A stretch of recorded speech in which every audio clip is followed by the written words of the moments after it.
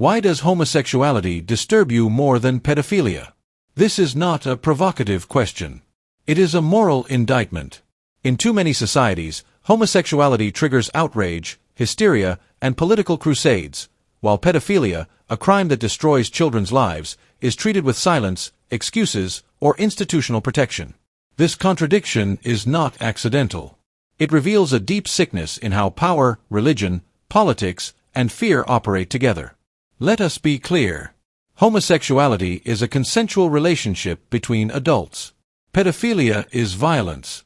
There is no comparison, yet one is hunted and the other is often hidden. Why?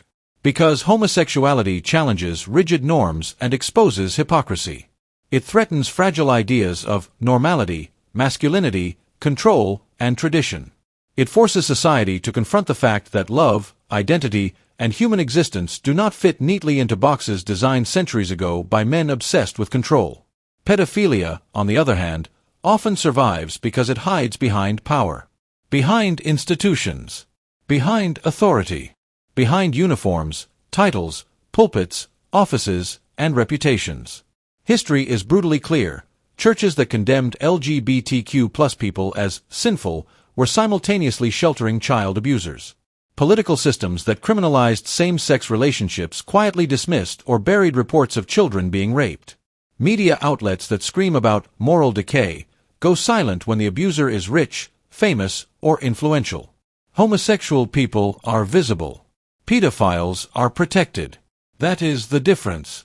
Society finds it easier to attack love than to confront abuse, because abuse requires accountability. It requires dismantling systems. It requires saying that power does not grant immunity. And many are simply not ready to do that. So instead, the rage is redirected toward two men holding hands, toward two women raising a family, toward a teenager trying to understand who they are. Meanwhile, survivors of sexual abuse are ignored, shamed, or silenced. Their trauma is inconvenient. Their truth threatens respectable institutions. This is not morality. This is cowardice. A society that fears homosexuality more than pedophilia is not defending children. It is sacrificing them to protect power.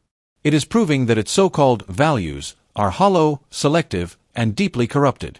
If your anger ignites at the sight of same-sex love but dims when children are violated, then your problem was never about protecting innocence. It was about enforcing control. And it's time that hypocrisy was called out, loudly, publicly, and without apology. Because the real obscenity is not love. The real obscenity is silence.